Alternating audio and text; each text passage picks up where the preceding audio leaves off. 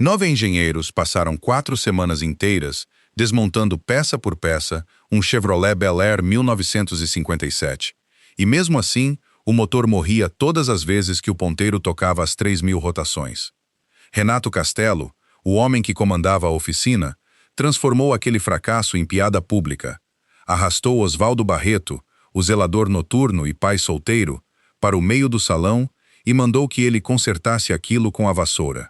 Ninguém naquele prédio sabia que Osvaldo já havia projetado sistemas de ignição para carros que quebraram recordes nacionais de velocidade. No instante em que ouviu uma batida metálica fora de compasso vindo do motor, a CEO, Marina Vasconcelos, deu a ele exatamente 1 hora. 60 minutos depois, a oficina inteira emudeceu. O Bel Air estava parado no centro do box de restauração mais avançado da empresa. A Vasconcelos Motores Clássicos possuía aquela carroceria vermelho escuro, cercada de telas de diagnóstico, bancadas de calibragem, peças desmontadas e pilhas de planilhas impressas. Não era um carro qualquer. Havia pertencido a Sebastião Vasconcelos, o fundador da empresa e avô da atual CEO, e sumira dos registros da família por 28 anos antes de reaparecer dentro de um galpão de armazenamento abandonado. Marina queria vê-lo funcionando para a celebração do 53º aniversário da empresa. E o resultado daquele único projeto decidiria se um colecionador chamado Herculano Salgado assinaria um contrato de 56 milhões de reais para entregar toda a sua frota clássica a Vasconcelos. Rodrigo Peixoto liderava uma equipe de mais 8 engenheiros, e juntos, os 9 já haviam trocado a bomba de combustível, limpado o sistema de injeção Rochester, inspecionado o eixo comando de válvulas, substituído o distribuidor, ajustado o carburador auxiliar, verificado a compressão dos cilindros, trocado a bobina de ignição e a fiação e medido a pressão de óleo em uma dezena de rotações diferentes. O V8 de 283 polegadas cúbicas ligava sem problemas e mantinha a marcha lenta estável, mas em algum ponto depois das 2.800 rotações por minuto, começava a tremer. E ao chegar em 3.000, tossia com violência e morria por completo. Nenhum dado explicava o porquê. O próprio box de restauração fora construído para impressionar colecionadores visitantes, piso de concreto polido, iluminação de teto e uma parede de monitores acompanhando cada sensor ligado ao velho motor. Ainda assim, nenhum daquele equipamento explicava por que um V8 de 69 anos se recusava a se manter estável acima de 3.000 rotações. Rodrigo já havia rodado a mesma sequência de diagnóstico 4 vezes, convencido de que em algum lugar naquela montanha de papéis impressos havia uma resposta que a equipe simplesmente não enxergava. Mas cada nova tentativa só confirmava o que já sabiam, sem trazer nada novo. Alguns dos engenheiros mais jovens tinham começado a sussurrar que o carro estava amaldiçoado. Uma piada que deixou de ser engraçada quando a 4ª semana chegou e os sussurros viraram ansiedade de verdade sobre seus empregos. Renato anunciou que a diretoria havia dado ao projeto apenas mais 72 horas. Se o carro continuasse falhando, a oficina fecharia definitivamente e o terreno seria vendido a uma incorporadora, deixando cerca de 63 mecânicos, técnicos e funcionários de apoio sem emprego da noite para o dia. Renato se recusava a assumir qualquer responsabilidade pelo atraso, culpando sua própria equipe de engenharia, os projetos ultrapassados e o que ele chamava de sucata que pertencia a um museu, não a um box de trabalho. Marina rebateu a ofensa, mas ainda assim não tinha ideia do que estava causando a falha de fato. No fundo da oficina, Osvaldo limpava silenciosamente uma mancha de óleo, pausando por alguns segundos cada vez que o motor fazia aquele chocalhar estranho. Ninguém pensava em perguntar sua opinião, porque para eles, ele era apenas o zelador do turno da noite, de uniforme cinza, empurrando um carrinho de suprimentos e carregando um pequeno caderno gasto no bolso de trás. Enquanto todos os outros fitavam telas de computador, Osvaldo observava a ondulação de um copo d'água pousado numa mesa próxima e escutava o espaçamento entre cada pulso de ignição. E reconheceu quase imediatamente que o som não tinha relação com falta de combustível. Era o eixo do distribuidor perdendo consistência de tempo à medida que girava mais rápido. Um fenômeno que ele já havia caçado centenas de vezes numa vida diferente. Osvaldo examinou a carcaça do distribuidor recém-instalada no carro e notou que o número de peça gravado nela não correspondia a nada feito para essa geração do sistema de injeção mecânica. Baixinho, quase inaudível, ele disse que eles não estavam consertando um componente quebrado.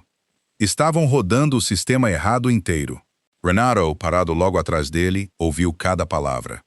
Havia anos, Osvaldo tinha o hábito de chegar cedo ao seu turno noturno, dando a si mesmo tempo para caminhar pelo chão da oficina antes que qualquer outra pessoa batesse o ponto, passando os dedos pelas linhas das lataria e ouvindo o zumbido baixo das máquinas, descansando para a noite. A maioria da equipe presumia que era simplesmente o jeito cuidadoso de um zelador fazer seu trabalho, limpando ferramentas, conferindo se nada tinha ficado fora do lugar. Mas, na verdade, Osvaldo lia a oficina como outro homem leria um livro conhecido. Percebia quais projetos estavam empacados e quais estavam quase prontos muito antes de qualquer relatório chegar à mesa de Marina. Mantinha seu pequeno caderno cheio de esboços que ninguém nunca pedira para ver, diagramas de tempo de ignição e valores de torque rabiscados a lápis durante os intervalos. Uma linguagem privada de uma carreira que ele passara quase 14 anos tentando esquecer. Quando o Belair chegou pela primeira vez à oficina, ele reconheceu algo familiar em suas proporções imediatamente, embora não tenha dito nada, optando por observar à distância enquanto 9 engenheiros lutavam com um problema que ele já compreendia. Renato exigiu saber o que o zelador tinha acabado de dizer, e Osvaldo explicou calmamente que a bobina de ignição, o resistor de lastro e o distribuidor eram 3 valores incompatíveis trabalhando um contra o outro. Conforme o motor subia de rotação, a bobina não tinha mais tempo suficiente para construir uma carga completa e o eixo remanufaturado do distribuidor carregava uma leve oscilação que deslocava o ângulo de Duell a cada rotação. Rodrigo rebateu, insistindo que todo o sistema de ignição já havia sido testado com equipamento de diagnóstico moderno. Osvaldo devolveu uma pergunta simples. Alguém tinha medido o ângulo de Duell sob carga real e não apenas na bancada? Ninguém respondeu. Em vez de examinar a afirmação, Renato preferiu humilhar Osvaldo diante de toda a equipe de engenharia, perguntando onde exatamente um homem segurando um esfregão tinha estudado engenharia automotiva. Osvaldo não disse nada, mantendo os olhos no quadro de dados à sua frente. Renato argumentou que engenheiros com diplomas de verdade haviam passado 4 semanas fracassando naquele problema. Então, um zelador não tinha o direito de opinar. Osvaldo então retirou calmamente um velho resistor de lastro do balde de sucata e apontou uma marcação prateada quase apagada e um carimbo parcialmente lixado, explicando que aquilo pertencia a uma peça de ignição experimental especializada, não a um item de produção em massa. Renato arrancou a peça de sua mão antes que alguém pudesse olhar mais de perto. Os outros engenheiros ficaram paralisados durante a troca, sem saber se defendiam Osvaldo ou protegiam sua própria posição diante de um homem que controlava suas avaliações de desempenho e seus futuros na empresa. Um técnico jovem chamado Danilo Aguiar se remexeu desconfortável no fundo do grupo, lembrando de uma noite semanas antes em que Osvaldo apontara silenciosamente uma mangueira de arrefecimento vazando antes que virasse um problema sério. Um pequeno gesto de gentileza que Danilo nunca contara a ninguém, com medo de soar bobo. Renato, sentindo a hesitação da sala, ergueu a voz, lembrando a todos que a Vasconcelos Motores Clássicos não pagava salários de 6 dígitos a engenheiros para que um membro da equipe de limpeza questionasse suas conclusões. Diante da liderança da empresa, ele parecia acreditar que o volume da voz bastava para resolver a questão, e por um momento funcionou, enquanto a sala mergulhava num silêncio incômodo que ninguém queria quebrar. Mais tarde, na Copa, Rodrigo flagrou Osvaldo esboçando um circuito de ignição completo no verso de uma folha de calendário velha, com ângulos de came, voltagens de bobina e linhas de combustível desenhados com precisão. Rodrigo mal conseguia acreditar que aquilo vinha de um homem que empurrava um carrinho de limpeza. Quando perguntou que tipo de trabalho Osvaldo tinha antes, Ele só respondeu que era um trabalho que as pessoas preferiam que ele não mencionasse, e nada mais ofereceu. Marina apareceu na oficina sem aviso, exigiu ver todos os dados do projeto e descobriu que quase 1,7 milhão de reais já haviam sido gastos na restauração, sem quase nada a mostrar. Renato alegou que o motor provavelmente sofrera dano estrutural interno muito antes do início do projeto e sugeriu arrancá-lo por completo em favor de um substituto moderno. Mas Marina se recusou, insistindo em preservar a integridade histórica do carro do avô.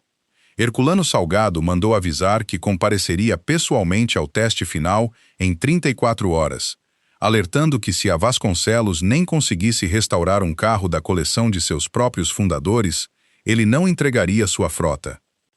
Passando perto do carro, Osvaldo ouviu Renato mandar religar o motor. Quando ele rugiu de volta à vida, Osvaldo pressionou a ponta do cabo da vassoura contra o piso de concreto, deixando a vibração subir pela madeira até a palma da mão.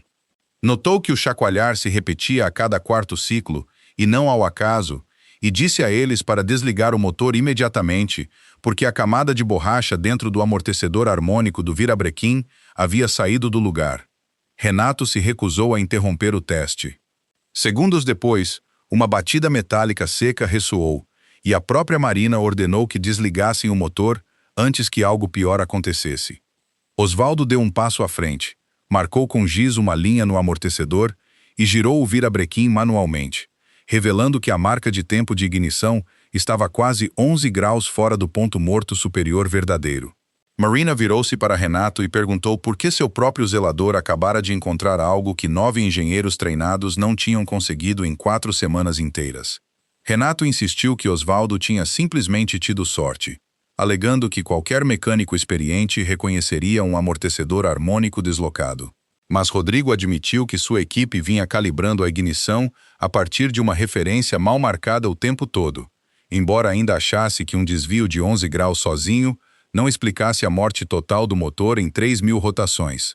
Osvaldo concordou com ele, dizendo que aquilo era só metade do problema. A outra metade morava dentro do distribuidor e do resistor que Renato comprara de um fornecedor novo.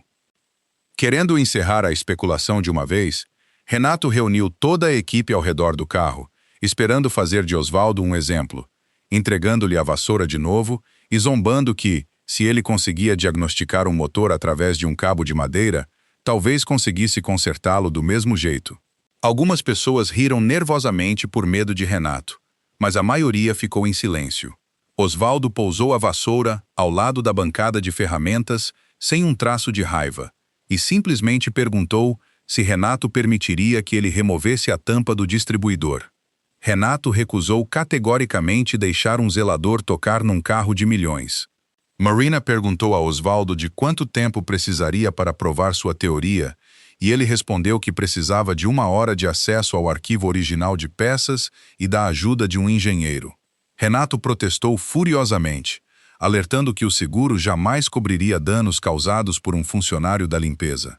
Mas Osvaldo enfiou a mão no bolso da camisa e tirou um velho calibrador de folga estampado com o emblema da Coral Racing Systems, uma equipe que já detivera 3 recordes nacionais de velocidade.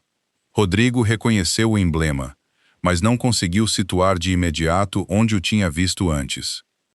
Marina decidiu correr o risco, concedendo a Osvaldo exatamente 60 minutos, com Rodrigo supervisionando cada passo, sob a condição de que, se ele falhasse, deixaria a área técnica para sempre e nunca mais interferiria. Osvaldo não desmontou o motor. Em vez disso, seguiu uma sequência cuidadosa, localizou o ponto morto superior verdadeiro com um calibrador mecânico, remarcou o ponto de tempo no amortecedor, mediu a resistência da bobina primária, conferiu o valor do resistor de lastro, testou o desvio do eixo do distribuidor, checou o ângulo de duelo em várias rotações e comparou cada número de peça estampado com a documentação original da Rochester de 1957.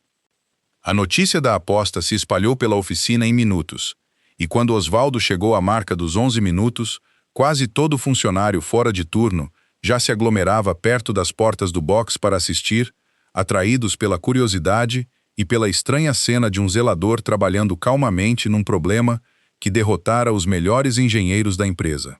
Renato andava de um lado para o outro perto da gaiola de ferramentas, checando o relógio a cada poucos minutos e resmungando para quem estivesse perto que todo aquele espetáculo era desperdício de tempo da empresa.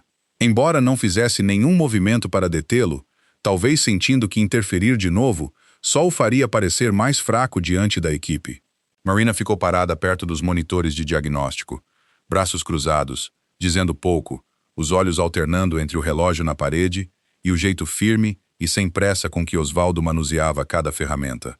Rodrigo percebeu aos poucos que Osvaldo não estava chutando nada, que cada movimento levava logicamente ao próximo, sem hesitação. Osvaldo descobriu que o distribuidor atualmente instalado no carro parecia correto por fora, mas tinha um eixo interno usinado fora da tolerância, e que o resistor de lastro vazava tensão demais conforme a rotação aumentava. Ambas peças remanufaturadas baratas que Renato havia trocado pessoalmente. Osvaldo pediu que o arquivo original de peças fosse aberto, e Renato alegou que a chave tinha se perdido. Marina então mandou arrombar a fechadura. Lá dentro encontraram o distribuidor original de 2 pontas, ainda embrulhado em papel oleado, com uma inscrição à mão na caixa dizendo: pacote de resistência, não substituir por peças de produção. Rodrigo olhou o relógio e viu que restavam apenas 17 minutos a Osvaldo, e o distribuidor original estava em pedaços, faltando uma bucha e coberto de graxa endurecida. Renato cruzou os braços e disse que o jogo tinha acabado. Mas Osvaldo puxou uma cadeira até a bancada e respondeu que agora, finalmente, tinha exatamente o que precisava. Ele não procurou uma peça de reposição. Em vez disso, tirou uma bucha de bronze de um velho gerador, mediu o diâmetro e a usinou num torno até a tolerância exata necessária. Rodrigo o observou operar aquele torno como um homem que já havia feito aquilo milhares de vezes. Osvaldo explicou que o distribuidor de 2 pontas naquele Bel Air experimental exigia um ângulo de duel preciso, já que até um grau de erro enfraqueceria a centelha em rotações mais altas. Enquanto Rodrigo remontava o jogo de platinados, Osvaldo trabalhava no amortecedor do virabrequim, incapaz de restaurar totalmente a borracha desgastada a tempo, mas conseguindo estabelecer uma marca de referência confiável o bastante para o teste que viria. Renato continuava interrompendo para lembrar a todos do relógio que se esgotava, insistindo que Osvaldo se apoiava em métodos ultrapassados, sem lugar num processo moderno certificado. Marina respondeu que o processo certificado de Renato já havia queimado 4 semanas sem produzir um único motor funcionando. A primeira vez que alguém naquela oficina desafiava abertamente sua autoridade. Com 8 minutos restantes, Osvaldo checou a haste de medição de combustível e descobriu uma mola de retorno instalada ao contrário, o que causava queda de pressão de combustível sempre que o acelerador se abria rápido. Embora Rodrigo insistisse que a equipe havia seguido o manual de serviço à risca, Osvaldo apontou que esse carro não seguia as especificações padrão de produção, já que sua designação de pacote de resistência significava que usava uma curva de combustível própria. Ele inverteu a mola, ajustou a articulação e mandou a equipe carregar o combustível correto, sem etanol, antes que o tempo se esgotasse. Com menos de 2 minutos no relógio, Osvaldo girou o virabrequim manualmente 2 vezes para confirmar que nada estava travando. Então fez sinal para Rodrigo ligar o motor, e o V8 de 2,83 disparou imediatamente, assentando num ritmo estável em 1000 rotações. Rodrigo o levou a 2000. Depois Renato ficou olhando o marcador enquanto o ponteiro cruzava 2800, o ponto exato onde o motor sempre sacudia até se despedaçar. Mas dessa vez continuou perfeitamente suave, passando dos 3000 sem uma única tosse ou engasgo. Rodrigo foi subindo até 4500, e o som vindo debaixo do capô era limpo, potente e equilibrado como ninguém naquela oficina jamais tinha ouvido daquele carro. O prédio inteiro emudeceu. Osvaldo pediu que parassem por ali, já que o sistema de arrefecimento e a transmissão ainda não tinham sido testados. E um por um, os engenheiros o olharam com algo próximo da incredulidade, Rodrigo sendo o primeiro a dar um passo à frente e apertar sua mão. Danilo Aguiar foi o primeiro a quebrar o silêncio, admitindo baixinho que ele mesmo tinha rido junto com Renato dias antes e que agora se sentia envergonhado por isso, e vários outros engenheiros concordaram com a cabeça, nenhum deles conseguindo encarar Osvaldo diretamente. Osvaldo se recusou a zombar de qualquer um deles, dizendo ao grupo que eles não tinham fracassado por falta de capacidade, mas porque foram forçados a confiar em peças ruins e privados de acesso à documentação original o tempo todo. Marina entendeu imediatamente que o comentário mirava diretamente em Renato. Renato tentou reivindicar o crédito para si, insistindo que o sucesso pertencia a 4 semanas de trabalho de sua equipe e que Osvaldo apenas fizera um ajuste final. Então ordenou que o carro fosse imediatamente para o dinamômetro para provar que o sistema estava completamente pronto. Osvaldo se opôs, alertando que o manômetro de óleo mostrava pulsos irregulares, mas Renato ignorou o aviso. Antes que Rodrigo pudesse iniciar a corrida no dinamômetro, Osvaldo se agachou embaixo do carro e notou uma marca de tinta amarela quase apagada no cárter de óleo. Uma marca que reconheceu na hora, porque ele mesmo a tinha feito ali 14 anos antes.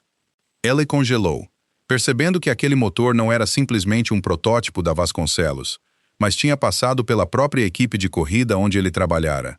Osvaldo entrou direto no box do dinamômetro e exigiu que o teste parasse, e Renato mandou a segurança removê-lo.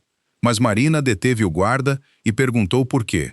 Osvaldo explicou que a marca amarela indicava que o cárter havia sido modificado para uso em corrida, com um sistema de captação em 2 estágios, e que uma linha de retorno podia ter sido bloqueada durante a restauração padrão, o que significava que, em aceleração total, os mancais do virabrequim poderiam ficar sem óleo e o motor seria destruído por completo.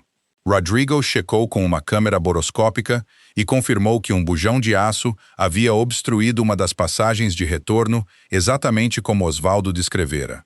Osvaldo tinha acabado de salvar o motor de uma destruição completa, e todos na sala entenderam o quão perto haviam chegado de perder tudo.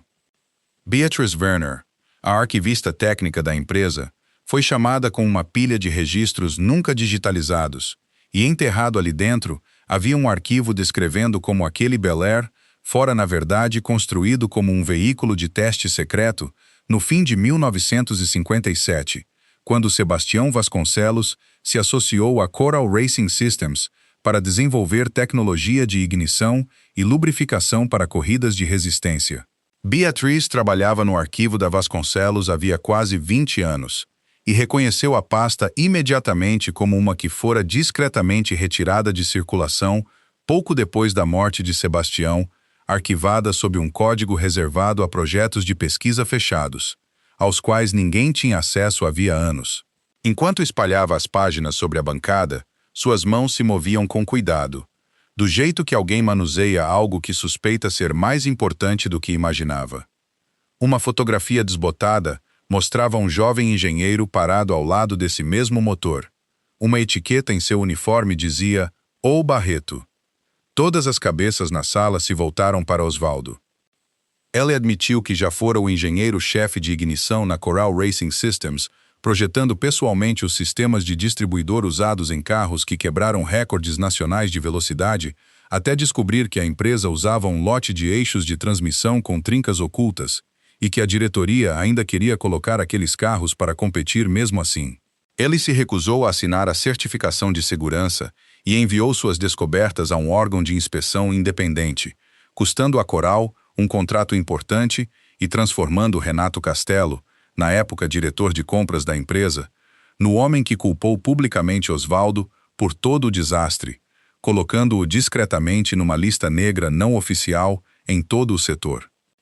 Por volta da mesma época, a esposa de Osvaldo faleceu depois de uma longa doença, forçando-o a escolher entre uma batalha jurídica arrastada por sua reputação ou encontrar um trabalho estável para criar a filha sozinho. Ele deixou as corridas para trás por completo. E anos depois, já com a filha crescida e morando em outro estado, aceitou o emprego de limpeza noturna na Vasconcelos Motores Clássicos, não em busca de um título, apenas querendo ficar perto do tipo de máquina que um dia definira sua vida.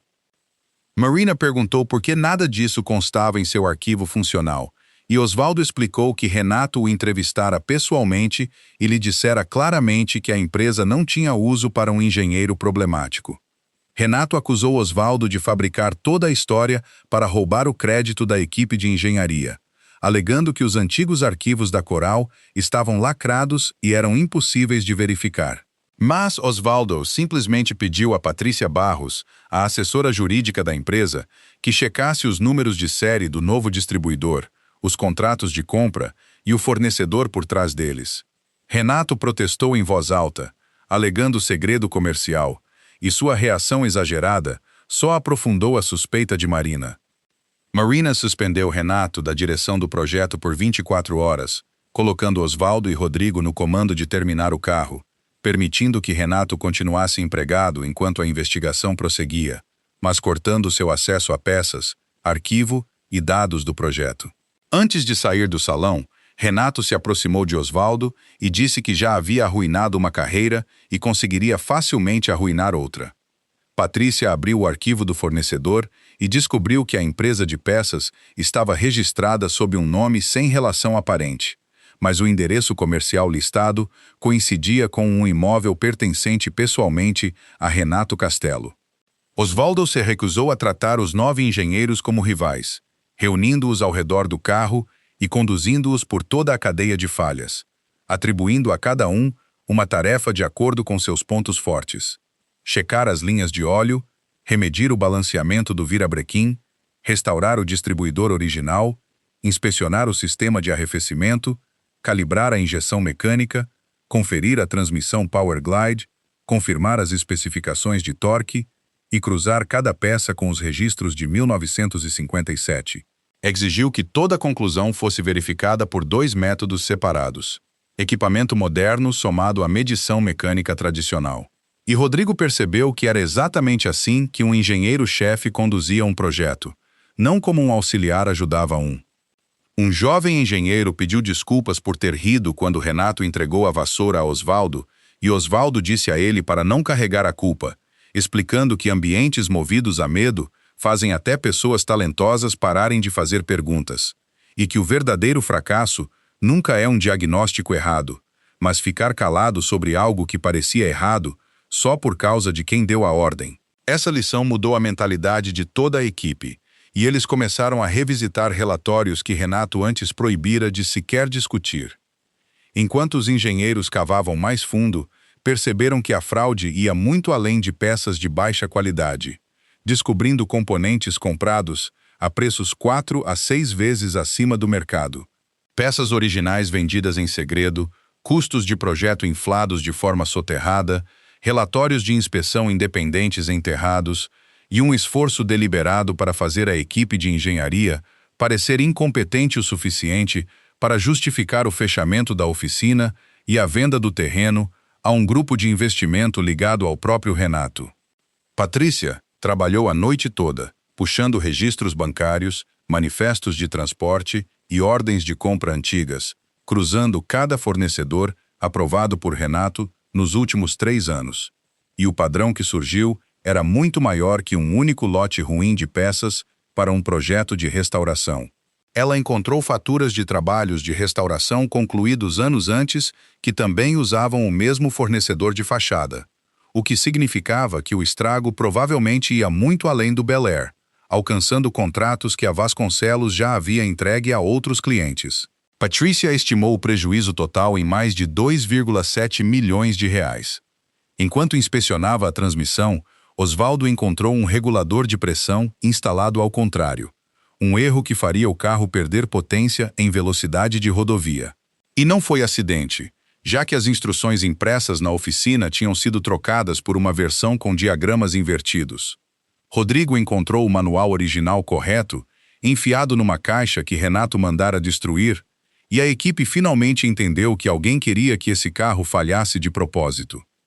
Marina chegou à oficina tarde naquela noite e viu Osvaldo trabalhando ao lado dos engenheiros como uma equipe de verdade pela primeira vez, e pediu desculpas a ele por deixar que sua própria estrutura de gestão tornasse invisível um engenheiro talentoso por anos. Osvaldo disse a ela que a culpa nunca foi só de Renato, que a empresa construíra uma cultura em que os cargos importavam mais que a verdade. E Renato apenas se aproveitara disso. As palavras doeram, mas Marina não desviou o olhar delas e perguntou se ele algum dia consideraria voltar a trabalhar como engenheiro. Osvaldo respondeu que decidiria assim que o carro estivesse pronto. Renato, num último gesto desesperado, enviou secretamente uma versão editada do antigo arquivo da Coral para a diretoria, distorcida para fazer parecer que Osvaldo era responsável por um acidente de teste do passado, e a diretoria exigiu imediatamente a suspensão de Osvaldo e o cancelamento do teste final, deixando Marina com apenas horas para provar que o arquivo havia sido falsificado. Naquela mesma noite, Beatriz descobriu uma antiga fita de áudio no arquivo, com o rótulo dizendo «Depoimento sobre Osvaldo Barreto, não destruir». A gravação fora feita pouco depois do escândalo da Coral. Nela, Sebastião Vasconcelos confirmava que Osvaldo tinha descoberto o eixo trincado e salvara toda a equipe de testes de um acidente grave, e que Renato Castelo era quem havia pressionado Osvaldo a assinar um sistema que ele sabia ser inseguro. Na gravação, a voz de Sebastião carregava um cansaço que sugeria que o depoimento fora feito perto do fim de sua vida, como se quisesse que a verdade fosse preservada em algum lugar, mesmo sem chance de agir sobre ela ele mesmo. Ele descrevia ter conhecido Osvaldo apenas uma vez, numa conferência técnica, quando o jovem corrigira discretamente os cálculos de um engenheiro visitante, sem buscar qualquer crédito por isso. E Sebastião nunca esquecera aquele encontro. Sebastião deixava claro que Osvaldo jamais destruíra a Coral, apenas tentara impedir que a empresa se destruísse sozinha, e que planejara trazer Osvaldo para Vasconcelos Motores Clássicos antes que sua morte o impedisse. Renato argumentou que a gravação podia facilmente ter sido adulterada, e vários membros da diretoria queriam adiar o evento de aniversário e vender a oficina para evitar mais riscos. Marina rebateu que o próprio silêncio da diretoria era exatamente o que permitira Renato controlar a oficina por tanto tempo, apresentando o relatório financeiro de Patrícia, as faturas falsificadas e depoimentos escritos dos 9 engenheiros. Rodrigo declarou que pediria demissão se Osvaldo fosse afastado por dizer a verdade, e os outros 8 engenheiros se colocaram ao lado dele sem hesitar. Osvaldo não queria que ninguém perdesse o emprego por sua causa, e se ofereceu para terminar o Bel Air primeiro e se afastar voluntariamente depois, se a diretoria ainda o visse como um risco, insistindo que a verdade precisava ser provada por resultados, não por palavras. A diretoria concordou, a contragosto, com um teste final, supervisionado diretamente por Herculano Salgado, com o entendimento de que o fracasso significaria a venda imediata da propriedade. Osvaldo e os engenheiros trabalharam a noite toda, reabrindo a linha de retorno de óleo bloqueada, restaurando o cárter de corrida, rebalanceando o trem de força, recalibrando a injeção Rochester, reconstruindo o distribuidor original de 2 pontas, reajustando o tempo de ignição, checando freios, direção e transmissão e substituindo cada peça falsificada por peças genuínas retiradas do arquivo. Perto da meia-noite, alguém trouxe café e sanduíches para toda a equipe, e pela primeira vez desde o início do projeto, a oficina parecia menos um local de trabalho sob ameaça e mais um grupo de pessoas trabalhando por algo em que realmente acreditavam. Rodrigo se viu ensinando 2 engenheiros mais jovens a ajustar a folga dos platinados no tato, em vez de depender só do calibrador, uma habilidade que Osvaldo lhe mostrara poucas horas antes, e repassar aquilo adiante parecia sua própria pequena vitória. Osvaldo nunca liderava pelo medo, explicando o raciocínio por trás de cada passo e deixando que os engenheiros verificassem suas conclusões por conta própria. Perto do amanhecer, Osvaldo sentou-se sozinho dentro do carro, passando a mão pelo volante, lembrando os anos em que escolhera a estabilidade em vez de lutar por sua reputação. Sem arrependimento nenhum por ter colocado a família em primeiro lugar, mas com uma dor real por quanto tempo uma acusação falsa fora deixada definir quem ele era. Marina deslizou para o banco ao lado dele, sem oferecer dinheiro nem cargo, dizendo que amanhã ele não precisaria provar que pertencia àquele lugar, porque todos os outros é que precisariam provar que mereciam estar ao lado dele. Quando o sol nasceu, O Belair foi retirado para o teste. E Renato chegou com um advogado, insistindo que ainda era o diretor jurídico da oficina, flanqueado por 2 conselheiros, que haviam concordado secretamente em vender a propriedade pelas costas de todos.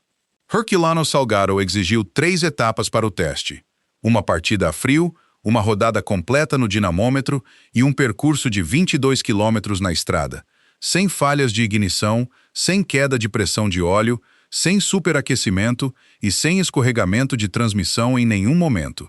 Renato tinha certeza de que Osvaldo desmoronaria na etapa da estrada. Rodrigo girou a chave e o Belair pegou na primeira tentativa, assentando numa marcha lenta e estável, com a pressão de óleo subindo exatamente onde deveria e o sistema de combustível respondendo com suavidade. Osvaldo ficou em silêncio, atento à menor irregularidade, e a primeira etapa passou sem falhas. No dinamômetro, o motor subiu por 3.000, depois 4.500, depois 5.800 rotações sem uma única falha de ignição ou tremor, e os números de potência vieram mais altos que uma configuração padrão de Belair, confirmando que aquele sempre fora um veículo de teste de alto desempenho. A pressão de óleo se manteve firme graças à linha de retorno que Osvaldo reabrira, e observando os números, Herculano começou a entender o verdadeiro valor histórico diante dele. Antes que o teste de estrada pudesse começar, Osvaldo notou que o lacre do tanque de combustível fora violado, e o exame revelou água e contaminantes introduzidos deliberadamente durante a noite. As câmeras de segurança mostraram um trabalhador terceirizado agindo sob instruções enviadas do telefone de Renato. E embora Renato negasse qualquer envolvimento, Patrícia já tinha evidências suficientes para acionar investigadores financeiros e a polícia local. Marina mandou drenar o tanque, lavar o sistema, e o teste foi retomado. Osvaldo assumiu o banco do motorista com Rodrigo ao lado, monitorando os instrumentos. E o Belair saiu da oficina, diante de funcionários, membros da diretoria e do próprio Herculano Salgado. Na estrada aberta, Osvaldo foi ganhando velocidade gradualmente, a transmissão trocando de marcha com suavidade e a pressão de óleo se mantendo firme, e numa ladeira íngreme, ele levou o carro à carga máxima sem o menor sinal de vibração. Rodrigo tirou o fone de ouvido e sorriu, percebendo que, pela primeira vez em 4 semanas, o carro havia verdadeiramente voltado à vida. Quando o Belair retornou à oficina, todos os funcionários se enfileiraram em 2 fileiras para vê-lo chegar. Osvaldo não fez cerimônia, guiando o carro precisamente até o lugar, desligando o motor e pousando as chaves na bancada sem dizer palavra. Rodrigo anunciou que as 3 etapas tinham passado sem uma única falha, e Herculano Salgado ofereceu imediatamente 8,4 milhões de reais para comprar o carro à vista. Marina recusou, dizendo a ele que o Belair não estava mais à venda, que agora representava a prova das pessoas que essa empresa um dia ignorara. Enquanto Renato tentava sair furtivamente do prédio, Patrícia o deteve na porta, onde investigadores já esperavam do lado de fora com um mandado ligado à fraude, apropriação indevida e sabotagem deliberada de propriedade. Marina se voltou para Osvaldo e disse que o carro fora salvo, e agora precisavam decidir quem realmente merecia comandar aquela oficina. A investigação confirmou que Renato havia montado uma empresa de fachada para vender peças de qualidade inferior a Vasconcelos por preços inflados, trabalhando com 2 membros da diretoria para afundar a oficina de restauração financeiramente, garantir o fracasso do Belair, fechar a oficina, comprar o terreno através de uma imobiliária ligada a ele mesmo por uma fração do valor real e revendê-lo mais tarde por dezenas de milhões em lucro. Renato tratara 63 funcionários e todo o legado de uma empresa como números que estava disposto a sacrificar. Antes de ser levado, Renato virou-se para Osvaldo uma última vez e disse que ele ainda era só um zelador sortudo. Osvaldo não levantou a voz, pousando a mesma vassoura que Renato uma vez lhe entregara para humilhá-lo ao lado do distribuidor restaurado, dizendo que o cargo de uma pessoa nunca decide o quanto ela entende, mas o jeito como alguém trata quem faz aquele trabalho revela exatamente quem essa pessoa é. Renato não teve mais nada a dizer enquanto era conduzido para fora da própria oficina que tentara roubar. Tendo testemunhado tudo aquilo, Herculano Salgado assinou o contrato de 56 milhões de reais com a Vasconcelos Motores Clássicos. Não porque o carro finalmente funcionava, mas porque Osvaldo tinha provado que aquela oficina ainda tinha gente disposta a proteger história, em vez de simplesmente trocar peças e emitir uma nota fiscal. Herculano pediu que Osvaldo supervisionasse pessoalmente a restauração de toda a sua coleção, embora Osvaldo não tenha aceitado de imediato. Marina dispensou os 2 conselheiros ligados a Renato e lançou uma auditoria completa de todos os contratos de fornecimento da empresa, introduzindo mudanças amplas que davam a cada funcionário o direito de relatar uma preocupação técnica sem medo de retaliação, exigindo que decisões fossem julgadas por evidência e não por cargo, impedindo que qualquer gerente sozinho pudesse enterrar um relatório de segurança, abrindo testes baseados em habilidade para promoção, independente do cargo, e direcionando parte dos lucros da oficina de volta para as próprias pessoas que criavam aquele valor no chão de fábrica.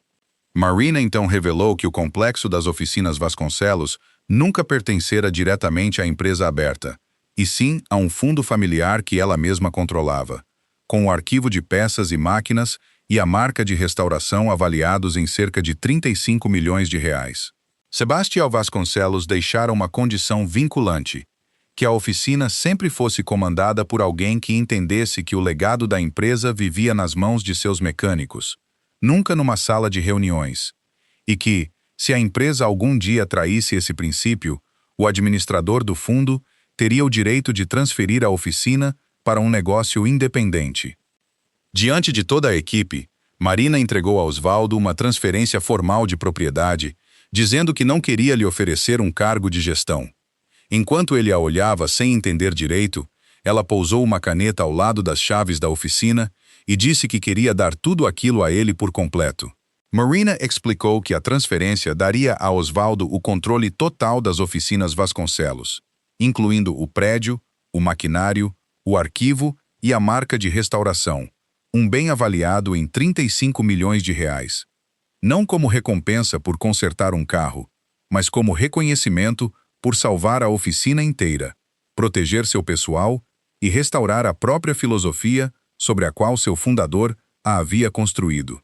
Osvaldo não assinou de imediato, concordando apenas sob 3 condições. Primeiro, nenhum dos 9 engenheiros poderia ser punido pelas falhas iniciais do projeto, já que haviam recebido dados falsos e peças defeituosas, mas ainda assim escolheram admitir seus erros, reaprender o processo e defender a verdade quando importou.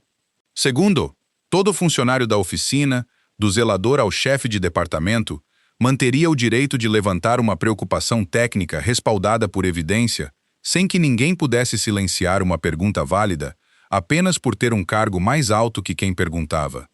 Terceiro, uma parte dos lucros futuros teria que financiar treinamento para mecânicos, técnicos e trabalhadores que o setor historicamente ignorava por não terem diplomas de prestígio ou as conexões certas. Marina concordou com as 3 sem hesitar, acrescentando que queria as mesmas proteções escritas permanentemente nos documentos do fundo, para que nenhum futuro proprietário pudesse discretamente retirá-las depois que a empolgação do momento passasse. Ela também propôs batizar o programa de treinamento com o nome de Sebastião Vasconcelos, em vez do nome de qualquer um dos 2, acreditando que o fundador da oficina preferiria que seu legado estivesse ligado à oportunidade, não a um nome numa placa. Osvaldo concordou, dizendo que nunca fora sobre reconhecimento, apenas sobre garantir que a próxima pessoa como ele não precisasse esperar 14 anos e perder quase tudo antes que alguém finalmente escutasse. Osvaldo segurou a caneta por um longo momento antes de assinar, olhando para o mesmo uniforme cinza que ainda vestia, uma mancha fresca de óleo do Bel Air ainda visível no bolso. Rodrigo disse a ele que não havia necessidade de trocar de roupa antes de assinar, já que aquele uniforme era a prova mais clara de tudo que tinha acabado de acontecer ali dentro. Osvaldo assinou seu nome e a equipe explodiu em aplausos, embora ele não tenha ficado ali para recebê-los, pedindo em vez disso que a equipe terminasse primeiro o relatório técnico do Bel Air. A notícia do que acontecera dentro da oficina se espalhou rapidamente pela comunidade automotiva clássica, e colecionadores que antes ignoravam a Vasconcelos em favor de oficinas de restauração maiores e mais chamativas começaram a pedir Osvaldo pelo nome, atraídos menos pela história da empresa e mais pela história de um zelador que superara um departamento inteiro de engenharia, usando apenas paciência e um trabalho honesto. Em poucos meses, as oficinas Vasconcelos se tornaram a empresa de restauração clássica mais procurada da região, com Rodrigo promovido a diretor técnico e os mesmos engenheiros que um dia falharam no Bel Air, se tornando a equipe que outras oficinas chamavam quando ninguém mais conseguia resolver um problema. Marina permaneceu CEO da empresa controladora, mas passou a dedicar tempo de verdade ao chão de fábrica, ouvindo diretamente os funcionários em vez de depender apenas de relatórios de gestão filtrados. E o contrato de Herculano, sozinho, manteve a oficina com trabalho garantido por anos. Osvaldo nunca se mudou para o maior escritório do prédio, transformando-o em uma sala de treinamento técnico e escolhendo trabalhar de um pequeno espaço com vista para o chão da oficina de restauração. O Bel Air de 1957 permaneceu no centro da oficina, não como uma peça de exposição congelada, mas como um carro em funcionamento, ainda ligado e conduzido regularmente, e ao lado dele ficava uma pequena vitrine de vidro sem medalhas e sem diplomas, apenas a mesma vassoura que Renato um dia lhe entregara como insulto, repousando ao lado do distribuidor original, totalmente restaurado. A placa embaixo dizia, simplesmente, que ninguém deveria jamais confundir o cargo de uma pessoa com os limites de seu talento. Marina entregou a Osvaldo as chaves da sala do proprietário, e ele as colocou no mesmo chaveiro de suas antigas chaves de zelador, sem tirar nenhuma delas. Olhando para os 9 engenheiros reunidos ao redor de um novo carro de projeto, ele disse a eles que não haviam construído aquela oficina para provar quem era a pessoa mais inteligente da sala, mas para garantir que nenhuma verdade fosse ignorada de novo. E atrás dele, o motor do Bel Air rugiu de volta à vida. Dessa vez, ninguém na sala estava rindo.